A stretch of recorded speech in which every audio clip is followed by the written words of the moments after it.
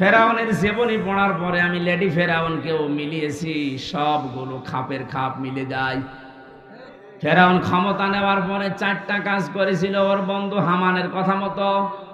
এই পৃথিবীতে বহু ফেরাউন যারা আছে, সে পুরুষ হোক আর লেডি হোক, এই মানুষগুলোও দেখলাম এই 4টা কাজ হাতে নিয়েছে। হাজার হাজার বছর আগে ফেরাউন ওই সময় প্রথমে ক্ষমতা পেয়ে এই কাজ চালু করেছিল। আসমানি কিতাবের শিক্ষা রাখা যাবে না। আমি যেটা দাবি করতে চাই, এই দাবি যদি আমি পূরণ করতে সক্ষম হতে চাই, তাহলে আসমানি কিতাবের আলোচনা চলবে না। কারণ দাবি করার চেষ্টা চালিয়েছিল আনা রব্বুকুমুল আ'লা, আমি সব চাইতে বড় রব, আমার উপরে আর কিছু চলবে না। ওটা নয় আরবিতে বলেছিল, এটা মাতৃভাষায় বাংলাতে অনেকেই বলছে আমার উপরে আর কেউ নেই, বেশি ঝামেলা করবা সব বন্ধ করে দেব, এরকম কথা বলতো না? কথা বলেন না কেন? এই কথাটা আপনি আরবি করেন তো, ফেরাউনের কথার সাথে পুরো মিলে যায়।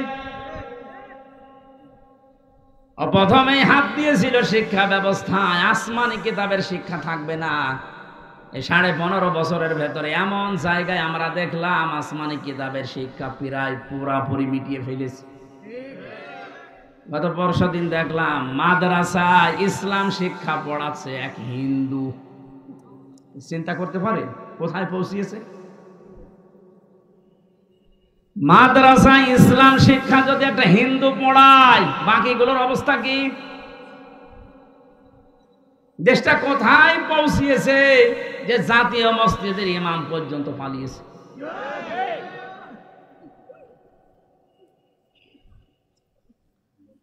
কত বড় দুর্নীতিগ্রস্ত হলে বাইতুল মুকাররমের ইমামও পালিয়ে যায়, ওরেও খুঁজে পাওয়া যাচ্ছে না।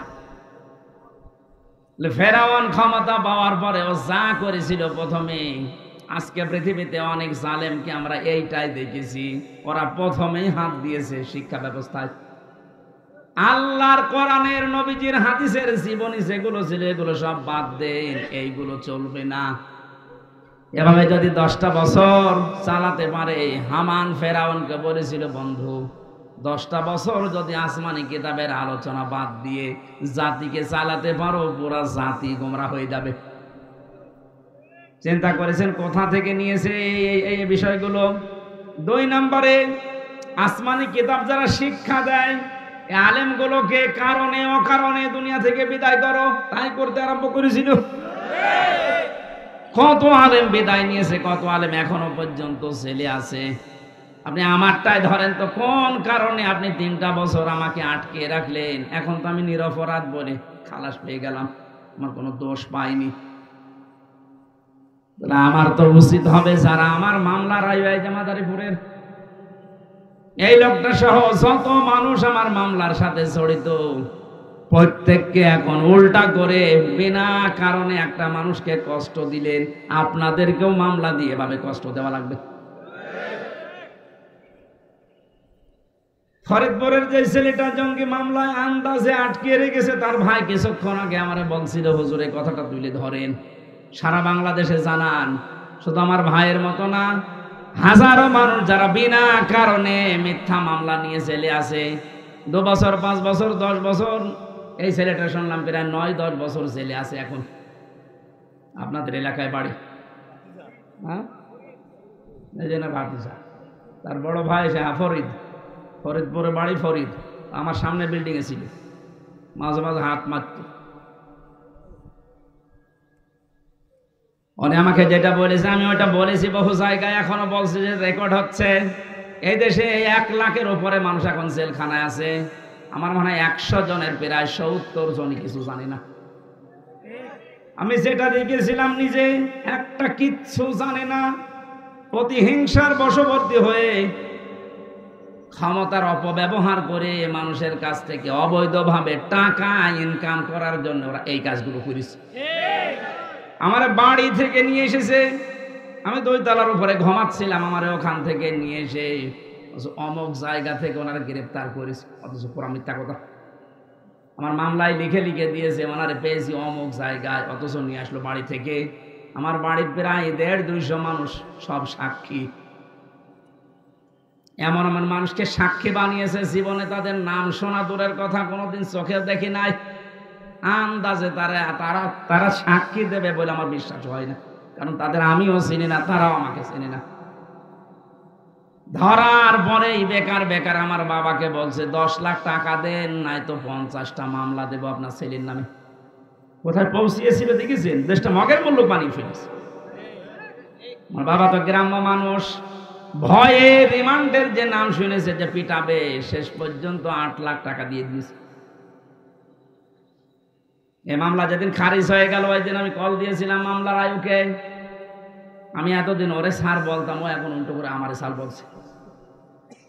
যে হুজুর কান্নাকাটি করছিল, হুজুর মাফ করে দিন। কিসের মাফ? আগে ওই 10 লাখ টাকা ফেরত দে।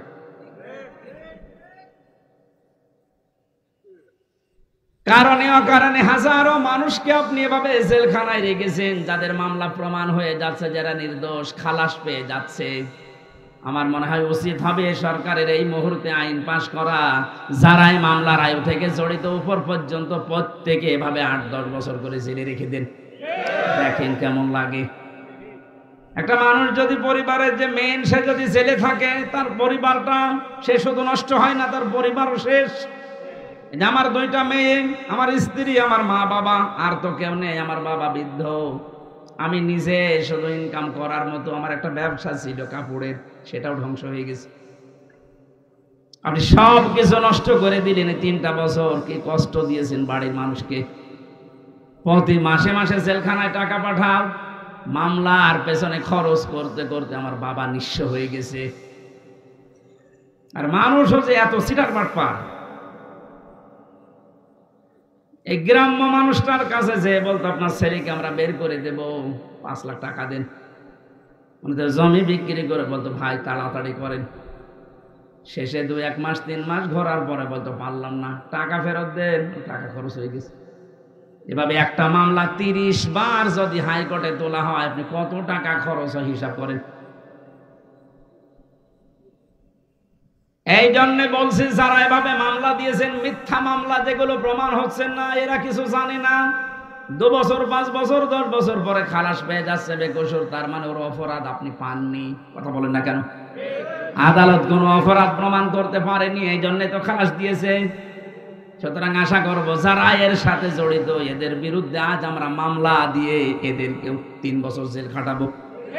দেখ, আপনার ছেলে মেয়ে নষ্ট হয়ে যাবে, আপনার বউ নষ্ট হয়ে যাবে। আরমান আজমির বউ পর্যন্ত চলে গেছে, অন্য জায়গায় বিয়ে করেছে। আপনি চিন্তা করতে পারেন, কারণ সে তো জানতো না যে আমার স্বামী বেশি আছে কিনা। এ মহিলারও কোনো দোষ নেই, কিন্তু ব্যারিস্টার আরমানের স্ত্রীটা 8 বছর পর্যন্ত টিকে ছিল। সেও তো জানতো না আমার স্বামী বেশি আছে না মারা গেছে। কত বড় কঠিন হৃদয়ের মানুষ আপনি ছিলেন। আপনি সব জানতেন যে ওকে কোথায় কোথায় রেখেছি। কত কান্নাকাটি করেছে ইলিয়াস আলীর স্ত্রী, তার সন্তান এসে। এত বড় অভিনয় করলেন কি করে? ইলিয়াসের মেয়েটার মাথায় হাত দিয়ে বলছে তোমার বাবা কোথায় আছে, আমি খোঁজ করে দেখবো। অথচ তখন মারা হয়ে গেছে তারে। এইরকম অভিনয় করে আপনি পার পেয়ে গেলেন দুনিয়ার মানুষের সামনে। আমি এই জন্য বলছিলাম, বাংলার 18 কোটি মানুষ আপনাকে মাফ করে দিলেও ব্যারিস্টার আরমানের ইলিয়াস আলীর বউ আপনাকে মাফ করবে না। আমার 3 বছরে আমার বউ আপনাকে মাফ করবে না। আমার ওই ছোট মেয়েটা 1 বছর রেখে গিয়েছিলাম ছেলে, এখন ওর 4 বছর। ও তো আপনারে মাফ করবে না, কারণ ও আমার চিনি না। ও মনে করে এরকম বহু হুজুর বাড়ি আসে, এটা ওইরকম হুজুর। আমি যেদিন জেলখানা থেকে বাড়িতে ঢুকলাম, ওরে কোলে নিয়েছি, আমার বলছে হুজুর আমাদের বাড়িতে চলেন। কারণ 3 বছর আমাকে যোগাযোগ বিচ্ছিন্ন রেখেছিল। আমি জানতামই না যে বাইরে আমার কেউ আছে কিনা। এত কঠিন অবস্থা, ও চিনবে কি করে? ওই যে আদালতে প্রিজন ভ্যান ধরে ঝুলেছিল, এটা মনে হয় ভাইরাল হয়েছিল একবার। এই দৃশ্যগুলো দেখে এনএসআইর যিনি প্রধান ছিলেন ওই সময়, গোয়েন্দা বিভাগের যারা দায়িত্বে ছিল, এসবি স্পেশাল ব্রাঞ্চের, তারা পর্যন্ত, ডিআইজি নাফিউল স্যার পর্যন্ত কান্না করেছে যে না, এটা মেনে নেওয়া যায় না। এতটুকু একটা বাচ্চা 3.5 বছর বয়স, ও প্রিজন ভ্যান ধরে ঝুলে আছে বাবাকে এক নজর দেখার জন্যে। এরপরও আপনার মন গলে নাই। আপনি যদি জানতেন যে অপরাধী, তাহলে তো শাস্তি দিতে পারতেন। আপনি নিজেও জানেন, এমনকি অফিসাররা আমারে বলতো, হুজুর আপনি কিছু করেননি, আমরা জানি। কত বড় শয়তান দেখেছেন? নিজেরা বলতো যে আপনি কিছু জানেন না, আমরা জানি। তারপরও ওরা এই অবস্থাগুলো করেছে। এমনি জেলে দিলে তো হতো, জেলে গেলে সারাদিন ঘোরাফেরা করা যায়, বিশাল এরিয়া। এরকম গ্রামের মতো 3-4 গ্রাম মিলে একটা জেলখানা, কাশিমপুর কারাগার, এরকম 3-4 গ্রাম মিলে 1, 2, 3, 4। এখানে সারাদিন যদি ঘোরাফেরা করেন মনে হবে বাড়ির মতোই আছি। বিকাল 5টার সময় তালা লাগিয়ে দেয়, সকাল 7টায় আবার খুলে দেয়। বিভিন্ন মানুষের সাথে দেখা হয়। জেলখানা ঝামেলা না, খাবারের সমস্যা আছে। কিন্তু আমাদের আর মাওলানা মামুনুল হককে যা করেছে, 24 ঘন্টা ফাঁসির কন্ডেম সেলের ভেতরে তালাবদ্ধ রাখে। মনে হচ্ছে কি করেছি আমরা, অথচ কিছুই জানি না।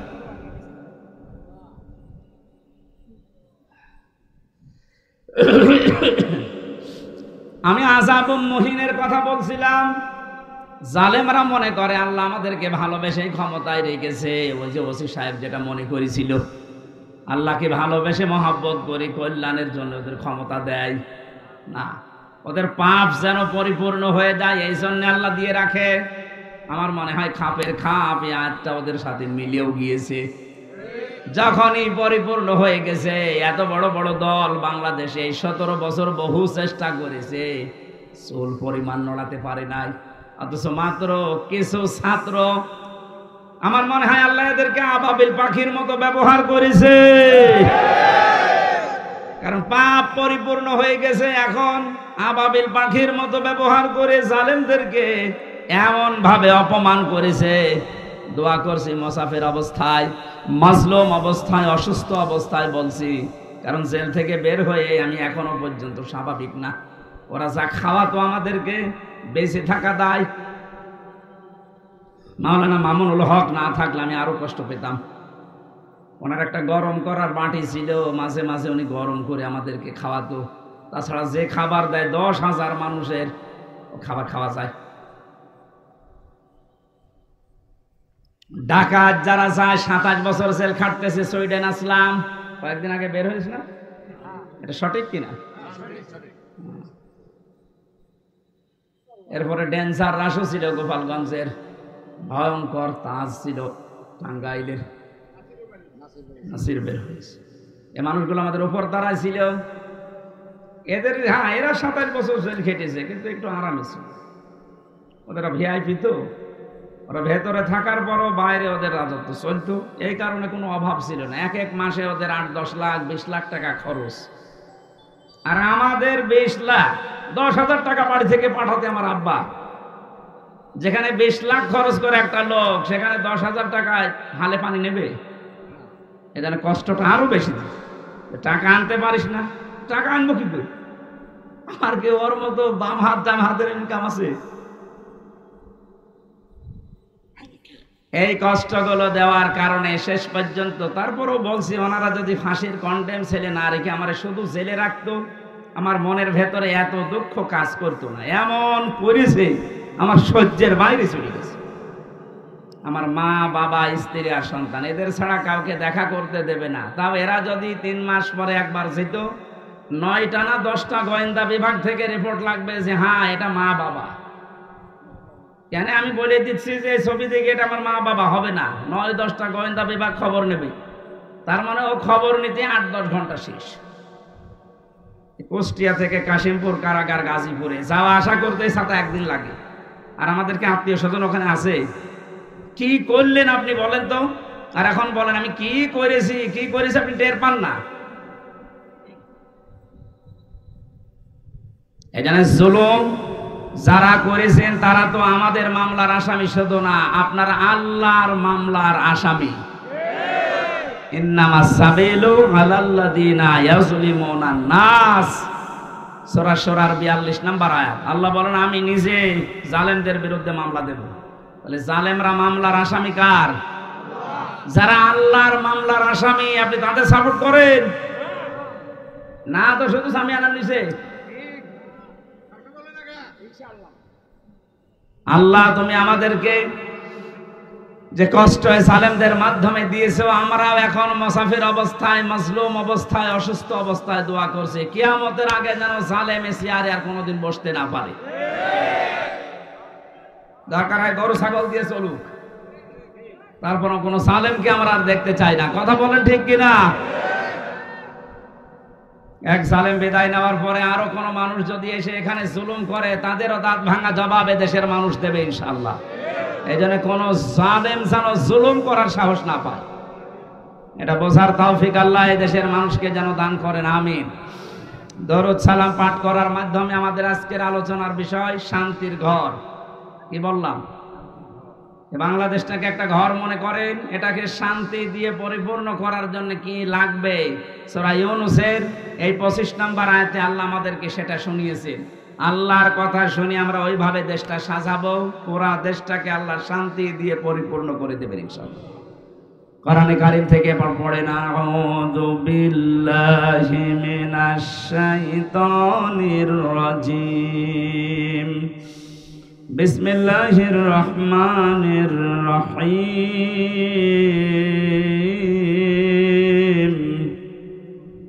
ওয়াল্লাহু ইয়াদউ ইলা দারিস সালাম ওয়া ইয়াহদি মান ইয়াশাউ ইলা সিরাতিম মুস্তাকিম,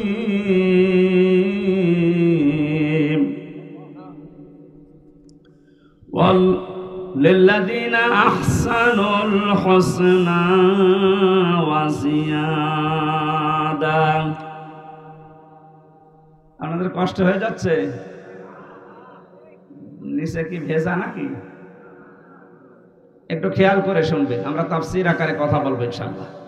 সূরা ইউনূস, কোন সূরা? বলেন বলেন। এটা একটা নবীর নাম। কার নাম? মানুষ বিপদে পড়লে একটা দোয়া পড়ে, দোয়ার নাম কি? জালেমরা এমন বিপদে পড়েছে এই দোয়াও পড়তে পারে না, কারণ আল্লাহ যারে বসিয়েছে তার নাম ইউনূস। ও পড়বে কি করে?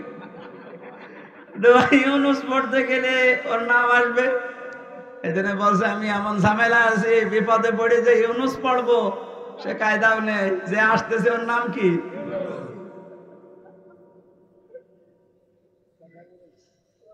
সূরা ইউনূসের একটা মাত্র আয়াত আর একটা আয়াতের খণ্ড বিশেষ আমরা পড়েছি। এটা 10 নাম্বার সূরা কোরআনে কারীমের, মক্কায় নাজিল হয়েছে। আয়াত আছে 109টা, রুকু আছে 11টা। 25 নাম্বার আর 26 নাম্বার আয়াতের প্রথম অংশটা আমার আলোচনার বিষয়। আজকে আমি কোরআন দিয়ে সাজিয়েছি, এটা শান্তির ঘর। কিসের ঘর? ঘরটা যদি শান্তির হয়, এ পৃথিবীর মানুষের হায়াত বেড়ে যাবে। এই যে আমরা পুরুষ মানুষ যারা আছি, বাইরের জীবন থেকে যখন সাংসারিক জীবনে আসি, ঘরটা যদি শান্তির ঘর হয়, আল্লাহ পাক আমাদেরকে ওই দোয়াও শিখিয়েছেন যে আমার কাছে এই দোয়াটা করো, রব্বানা হাবলানা মিন আজওয়াজিনা ওয়া যুররিয়াতিনা কুররাতা আ'য়ুনি ওয়াজআলনা লিল মুত্তাকিনা ইমামা। আল্লাহ পাক বলেন, বান্দারা আমার কাছে বল, হে আমাদের রব, তুমি আমাদেরকে বউ দাও, সন্তান আদি দাও, এমন সন্তান এমন স্ত্রী আমাদের কপালে তুমি তৈরি করে দাও যেগুলো দেখলে আমাদের চোখ শীতল হয়ে যায়। ফরিদপুরবাসী এমন বউ দরকার যে বউ দেখলে আমাদের চোখ শীতল হয়ে যায়, অন্যদিকে আমাদের মন আর না যায়। বউ শুধু সুন্দরী হলে এটা হবে তা না, বউকে দিনদার হওয়া লাগবে। এই পৃথিবীর ময়দানে যত কর্মে যত কঠিন কাজ আছে, বাইরের জীবনের সব শক্ত কাজগুলো করে যখন মানুষ বাড়িতে আসবে, ঘরে প্রবেশ করার সঙ্গে সঙ্গে এই স্ত্রীর মাধ্যমে আল্লাহ একটা আলাদা শান্তি পুরুষকে দেবে। আমিন আয়াতিহি আন খালাকাকুম মিন আজওয়াজিকুম লিতাসকুনু ইলাইহা ওয়া জাআলা বাইনাকুম মাওয়াদ্দাতা ওয়া রাহমা। আয়াতের ব্যাখ্যা বিশ্লেষণ এইটাই বলে। এই জন্য মানুষ কাবা শরীফ যখন তাওয়াফ করে, প্রত্যেকটা চক্কর দেওয়ার সময় আমি দেখেছি রুকনি ইয়ামিনী থেকে শুরু করে হজরে আসওয়াদ এই জায়গাটা পার হওয়ার সময় লক্ষ লক্ষ মানুষেরা পড়তে থাকে রব্বানা আতিনা ফিদ দুনিয়া হাসানা, হে আল্লাহ দুনিয়ায় হাসানা দাও। তাফসীর হাক্কানিতে দেখেছি দুনিয়ার হাসানা প্রধানত তিনটা। এক নম্বরে শান্তির ঘর, ওই ঘরটা শান্তির ঘর যে ঘরের ভেতরে ইসলাম আছে, যে ঘরের মেয়ে লোক সন্তানগুলো ইসলাম মেনে চলে। বাইরের জীবন থেকে আসার পরে এই ঘরটা আল্লাহ এমন শান্তি পরিপূর্ণ করে রাখে, বাইরের যত ক্লান্তি শ্রান্তি সব আল্লাহ ঘরে প্রবেশ করলে দূর করে দেয়। এই যে রাতের বেলা এখন বাড়ি রাস্তা দিয়ে যাওয়ার সময় কত রকমের ভয়, কিন্তু ঘরে প্রবেশ করলে একটা আলাদা শান্তি আল্লাহ তৈরি করে দেয়। আল্লাহ রাব্বুল আলামিন বলেন আমার ইসলামের একটা ঘর আছে, এই ঘরটা পরিপূর্ণ করা শান্তি দিয়ে। এই ঘর যদি কেউ শান্তি দিয়ে পরিপূর্ণ করে নিতে চায়, কমপক্ষে 16টা বিষয় দুনিয়াতে তাকে মানা লাগবে। আল্লাহ এই ঘরের দিকে আমাদেরকে আহ্বান জানাচ্ছেন, আল্লাহু ইয়াদউ ইলা দারিস সালাম। আল্লাহ তোমাদেরকে ডাকতেছেন শান্তির ঘরের দিকে। আল্লাহ যে ঘরের দিকে ডাকে, ঘর কিসের ঘর বলেন তো? আরো জোরে বলেন। ঘর বানাতে হলে আমরা কয়েকটা জিনিস পাই, এদিকে তাকান। এক নম্বরে পৃথিবীতে যত ঘর আমরা দেখতে পাই, ঘরের 4টা খুঁটি লাগে। খুঁটি না হলে, পিলার না হলে ঘর তুলতে পারবেন? প্রথমে খুঁটি লাগবে। এই খুঁটি 4টা খুঁটি যদি আপনি ইসলামের যে ঘরে প্রবেশ করতে চান, এই ঘরের 4টা খুঁটি আল্লাহ সাজিয়েছেন নামাজ দিয়ে, রোজা দিয়ে, হজ দিয়ে, যাকাত দিয়ে। ঘরে শুধু খুঁটিগুলোই হলেই হয় না, কেউ যদি ঘরকে মজবুত করতে চায়, বিপদ আপদ থেকে শত্রুর হাত থেকে মুক্ত করতে চায়, অবশ্যই ঘরে বসবাস করার জন্য ছাদ দেওয়া লাগবে, না টিনের ছাউনি দেওয়া লাগবে। কথা বলেন ঠিক কিনা? আল্লাহ যে ঘরের কথা জানাচ্ছেন যে ইসলাম নামক ঘরে, ঘরে প্রবেশ করলে শান্তি পাওয়া যাবে। এই ঘরটা আমার আল্লাহ ছাদ হিসাবে যার নাম দিয়েছেন, এইটার নাম হচ্ছে কালিমা। আপনি এইটা না থাকলে ঘরে প্রবেশ করতে পারবেন ঠিকই, তো থাকতে পারবেন না আরামে। ওপর থেকে বৃষ্টি আসবে, ভিজে যাবেন, এমনকি বহু ঝড় ঝাপটা আসতে পারে। আমরা এখন এমন একটা ঘর তৈরি করতে চাই বাংলাদেশকে, যে ঘরে এই ডাকাতি থাকবে না, ঝড় ঝাপটা আসবে না, চিন্তা থাকবে না, চিন্তায় রাহাজানি এরকম কোনো ভয় আমাদের এই ঘরের ভেতরে আসবে না। ওরা 56,000 বর্গ মাইল আমরা একটা ঘর বানাতে চাই। কথা বলেন ঠিক কিনা? এটা বানাতে হলে আল্লাহ পাক যে নিয়ম নীতিগুলো দিয়েছে, এইগুলো আমাদের দেশে এখন কাজে লাগান। ডক্টর মোহাম্মদ ইউনূস করবেন কিনা জানি না। এই যে নামাজের জন্য আমরা অনেকে দাওয়াত দিয়ে বেড়াই, নামাজ দাওয়াত দেওয়ার বিষয় না, নামাজ রাষ্ট্রীয়ভাবে কায়েম করার বিষয়। কোরআনে কারীম জানিয়েছে, আল্লাযীনা ইম্মাক্কান্নাহুম ফিল আরদি আকামুস সালাহ ওয়া আতাবুজ যাকাতা ওয়া আমারু বিল মা'রুফি ওয়া নাহাউ আনিল মুনকার ওয়ালিল্লাহি আকিবাতুল উমুর।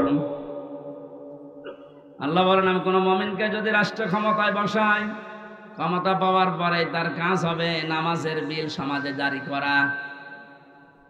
যদিও 1 মাস 2 দিন হয়ে গেল, এখনো পর্যন্ত আমরা এটা পাইনি।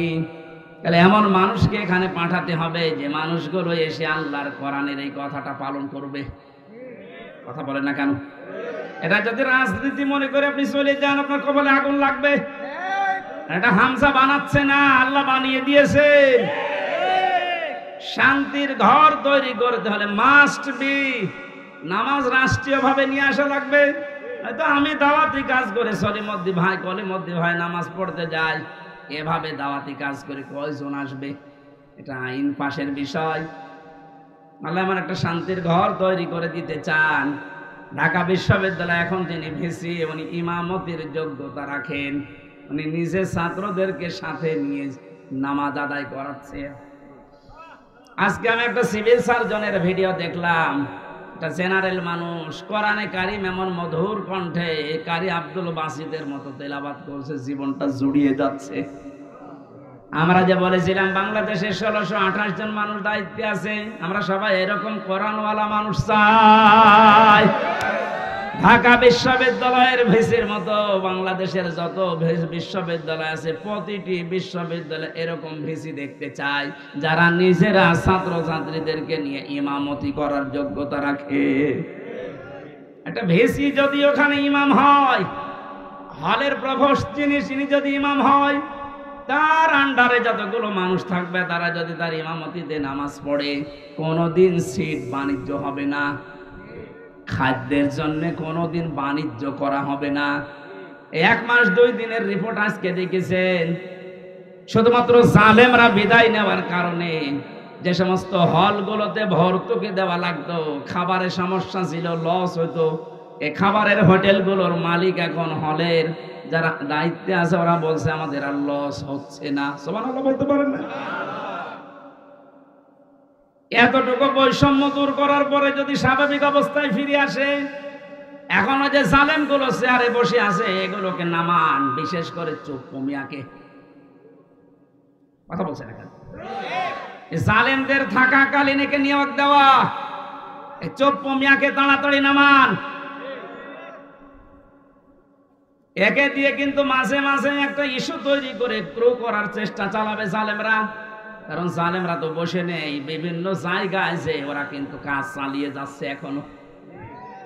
কয়েকদিন আগে আমি সিঙ্গাপুরে গিয়েছিলাম, এখান থেকে যে জালেমরা পালিয়েছে ওখানে আমি জুলুমের বিরুদ্ধে বক্তব্য দেওয়ার কারণে ওই দেশের পররাষ্ট্র মন্ত্রণালয় নালিশ দিয়েছে আমার নামে, বলেছে ওনার দেশে মামলা আছে, আর উনি এসে এদেশে বক্তব্য দিল। ওই দেশে যারা দায়িত্বে আছে ওরা খোঁজ খবর নিয়ে এই 2-3 দিন আগে যেহেতু মামলাটা ঢিসমিস হয়ে গেছে, ওরা বিপদে আছে। আরে বেটা, ওরে আদালত থেকে তো বেকসুর খালাস দিয়েছে, ওর কোনো দোষ নেই, তুই বেকার ওর নামে উল্টা পাল্টা করে আমার কাছে নালিশ দিলি। ও দেশটা তো আমাদের মতো হুসুকে বাঙালি না, ওরা খোঁজ খবর নিয়ে দেখতে পেয়েছে যে আমি নিরপরাধ। যারা নালিশ দিয়েছে নালিশ পাঠিয়ে এখন থাকার খবর আছে। নিজের পায়ে নিজে কোড়াল মারছেন। বাইরে বসে বসে যে মানুষগুলো ষড়যন্ত্র করছে এদের জন্য একটা কাজ, এই ঝামেলাটা রয়ে গেছে, যেহেতু ওদের নিয়োগ দেওয়া এটা যেন আহ্বান জানাবো খুব তাড়াতাড়ি এই 1628টা চেয়ার থেকে এদেরকে নামিয়ে এতদিন যারা বৈষম্যের শিকার হয়েছে তাদেরকে চেয়ারগুলোতে বসান। এইটার জন্য ছেলেরা জীবন দিয়ে গেছে। কালেমাটা আমাদের যদি সাদ হিসাবে আমরা তৈরি করতে না পারি দেশে, কালেমা মানে কি? লা ইলাহা ইল্লাল্লাহু মুহাম্মাদুর রাসূলুল্লাহ, এটা একটা বাক্য, এটা বাস্তবে যদি আমরা নিয়ে যেতে না পারি, আমাদের যে ঘর বানাবে ঘরটা কিন্তু বসবাসের উপযুক্ত হবে না। ঘর বানিয়ে ছাদ দিলে শুধু চারিদিকে 4টা খুঁটি দিলে হয় না, বেড়া দেওয়া লাগে, ঘরের বেড়া দেওয়া লাগে না, দেওয়াল দেওয়া লাগে। আল্লাহ পাক যে ঘরের দিকে ডাকতেছে, শান্তির ঘর যদি আমরা বানাতে চাই, এ ঘরের বেড়া হিসাবে প্রথমে আপনাকে সৎ কাজগুলো রাষ্ট্রীয়ভাবে জারি করা লাগবে। অন্যায় কাজগুলো এগুলো রাষ্ট্রীয়ভাবে আইন পাশ করে নিষিদ্ধ করা লাগবে। এটা যদি রাষ্ট্রীয়ভাবে নিষিদ্ধ হতো, বাংলাদেশের বহু ব্রিজের এই অবৈধ টোলগুলো বন্ধ হয়ে যেত। এটা বন্ধ হয়েছিল 5 তারিখের পর কিছু কিছু, আবার জালেমারা অনেকে এই বিভিন্ন কায়দা এটা আরম্ভ করছে কিছু মুনাফিকের নাম দিয়ে। আমার কথার অর্থ বোঝেন? অনেক মুনাফিক এখন কিন্তু মাঠে নেমে পড়েছে। অল্প কিছু অত্যাচারের শিকার যারা হয়েছিল তারা এখন সুযোগের সদ্ব্যবহার করছে, আবার ওইগুলো জারি করে আবার বৈষম্য তৈরি করা, আবার সংস্কারকে ধ্বংস করে দিয়ে রাষ্ট্র সংস্কারের জন্য তারা দাবি তুলে জীবন দিয়ে গেল। এখন যদি আপনি আবার রাষ্ট্রের ভেতরে ভেজাল বাঁধান, আপনাকে এবার আমাদের সংস্কার করা লাগবে। যেন আমরা বেড়া দিতে চাই, এমন বেড়া যে বেড়া থাকলে কোনোদিন বেড়া টপকিয়ে ঘরের মানুষকে আক্রমণ করতে পারবে না বাইরের লোক। সৎ কাজের আদেশগুলো এটা সোনা মধু করার বিষয় না, এটা আইন পাশের বিষয়।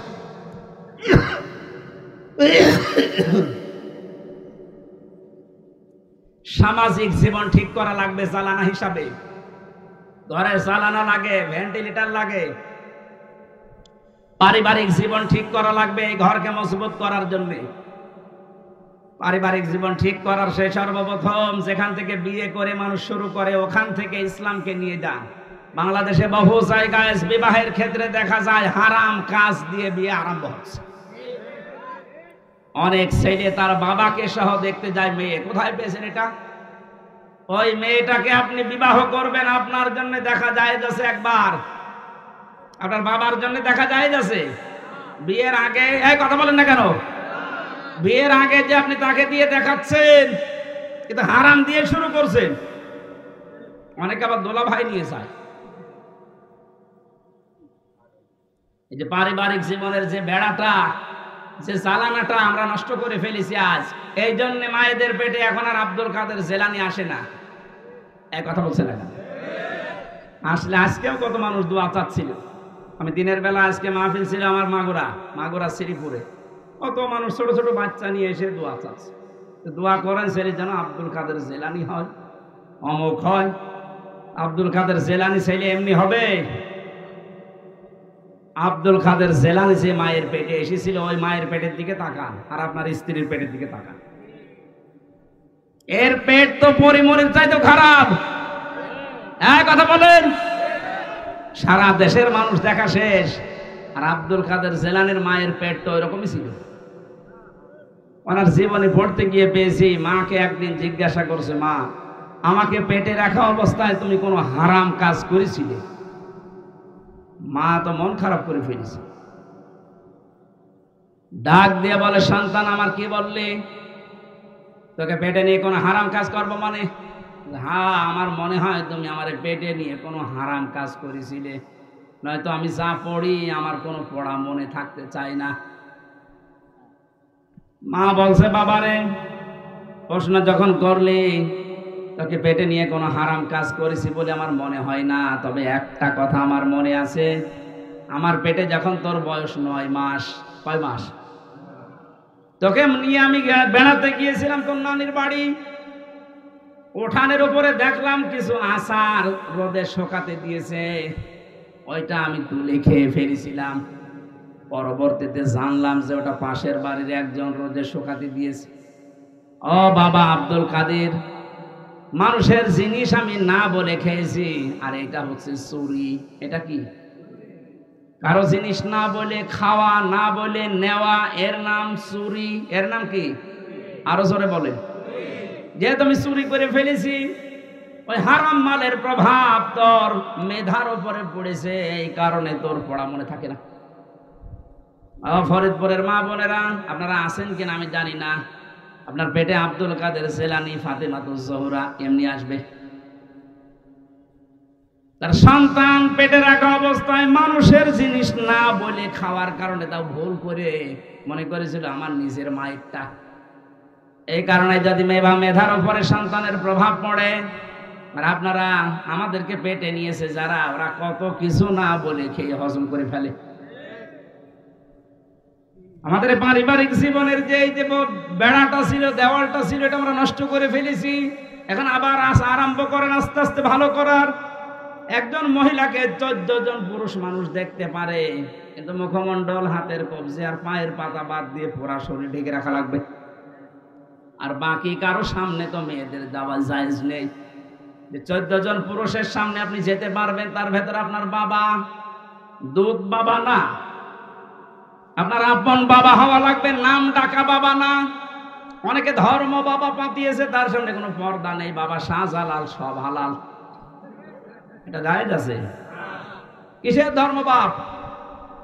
আপনি শুধু যেতে পারবেন আপনার আপন বাবার সামনে, আপনার নিজের ছেলের সামনে, বোনের ছেলের সামনে, মেয়ের জামাইয়ের সামনে।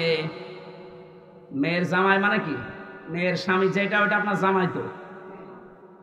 এটা আবার এই এলাকা অনেকে বোঝে না। চট্টগ্রামে আবার ওর স্বামীকে বলে জামাই, আর এক ভেজাল। এই জন্য বলছি মেয়ের যেটা স্বামী, ওইটা তো আপনার জামাই হয় সম্পর্কে।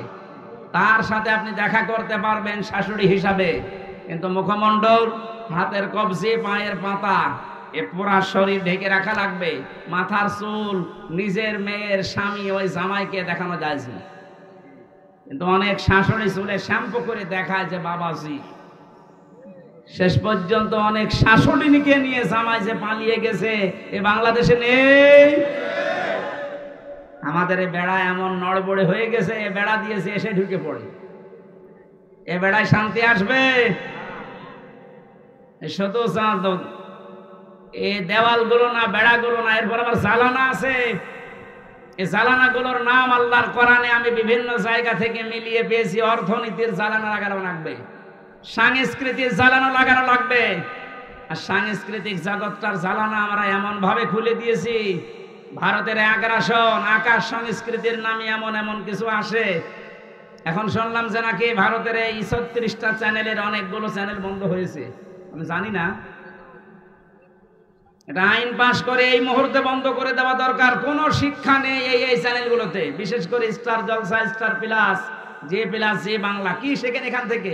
শুধু তালাতালি করা আর এর কথা ওর কাছে লাগা। ডক্টর মোহাম্মদ ইউনুস একটা নবীর নাম, এরপর আবার মোহাম্মদ, দুইটা। আপনি ডক্টর মানুষ, অনেক শিক্ষিত মানুষ, আশা করব বাংলার জনগণ আশা করে আছে 96% মুসলমান। আপনি তাড়াতাড়ি আইন পাশ করে ভারতের এই 36টা চ্যানেল বন্ধ করে দিন। কারণ ভারতের এত বড় দেশে বাংলাদেশের একটা চ্যানেলও চলে না। একটা চ্যানেল চলতো তাও আংশিক, এটিএন বাংলা, বাকি একটাও চলে না। আমি তো বহুদিন ভারতে থাকতাম, অথচ 36টা চ্যানেল চলছে এই দেশে। তাও শিক্ষামূলক কিছু দেখলে দেখা যায়। সব আকাশ সংস্কৃতির নামে এমন এমন কিছু দেখায়, আমার মনে হয় বাবা আর মেয়ে এক জায়গায় বসে দেখলে দুইজনে অজ্ঞান হয়ে যাবে। এ কথা বলছেন না কেন? তাহলে এই জ্বালানাটা, এই যে সাংস্কৃতিক জগতের জ্বালানা, অর্থনীতির জ্বালানা, সামাজিক জীবনের জ্বালানা, এই জ্বালানাগুলো ঠিক করার দরকার না? এ নেওয়া লাগবে কোরআন থেকে। সব ঔষধ এখানে দেওয়া আছে। অনুনাজ্জিলু মিনাল কোরআনি মা হুয়া শিফাউন ওয়া রাহমাতুল লিল মুমিনিন। এ কোরআন নাযিল করার ধারাবাহিকতা এমন এমন বিধান আমি দিয়েছি যেটা মুমিনদের রোগ মুক্তির কারণ হবে। এ সমস্ত বিষয়গুলো যেহেতু রোগ দিয়ে ভরা, এই জ্বালানাগুলো, ভেন্টিলেটর লাগে, এগুলো আমরা ঠিক করব। এগুলো মুআমালাত, মুআশারাত, মানুষের সাথে কথা বলতে হলেও আপনি বাইরে থেকে কথা বলবেন যখন হাসি মুখে বলবেন। মোবাইলে যখন কথা বলবেন এমন নরম ভাষায় বলা লাগবে যেন এক একটা কথা এই সাদগা দেওয়ার মতো সওয়াব হয়। এই বিষয়গুলো দিয়ে যদি আমরা ঘর, জ্বালানা, দরজা, আকাশে যে ছাদ, টিনের ছাদ হোক, আর এমনিতে চুনসুরকির ছাদ হোক, ছাদগুলো যদি কোরআনের আয়াতগুলো দিয়ে, হাদিসগুলো দিয়ে আমরা বানাতে পারি, এইরকম বাংলাদেশের 56,000 বর্গ মাইলের ঘরে ঢুকলে আপনি আসলে শান্তি পাবেন। আল্লাহু ইয়াহদি মান ইয়াশাউ ইলা সিরাতিম মুস্তাকিম। আল্লাহ যাকে ইচ্ছা তাকে সরল পথের দিশা দেন। আমরা যদি এভাবে ঘরে প্রবেশ করতে পারি হেদায়েতের সহকারে, লিল্লাযিনা আহসানুল হুসনা ওয়া জিয়াদা, আল্লাহ যদি জিয়াদাতুন না দিত, এখানে দুই পেশ আছে। এ তানবিনের অর্থ পেয়েছি আমি তাফসিরে ফি জিলালিল কোরআনে। মুফাসসির লিখেছেন যারা ভালো কাজ করে তাদের উত্তম কিছু আমার আল্লাহ রেখে দিয়েছে, এবং তার চাইতেও বেশি এবং ধারাবাহিক ভাবে। এখানে আরবি গ্রামার যারা বোঝে, তাফসির পড়ে, ওনারা জানবেন শুধু জিয়াদা এরকম আল্লাহ দিলে আল্লাহর নিয়ামতটা থেমে যেত। আল্লাহ যেহেতু জিয়াদা কোন দিয়েছেন, আল্লাহ রাব্বুল আলামিন এরকম শান্তির ঘর তৈরি করে যারা সত্যি প্রবেশ করতে পারবে, যারা হেদায়েত সহকারে দুনিয়ার জীবনটা শেষ করতে পারবে, এদের যে নিয়ামত আল্লাহ দেবেন এটা শুধু শেষ না, এটা অব্যাহত থাকবে। এবং সর্বশেষ নিয়ামতের নাম হচ্ছে আল্লাহর সাক্ষাৎ। আল্লাহ এটা দিয়ে যেন আমাদের ধন্য করেন, আমিন, আল্লাহুম্মা আমিন।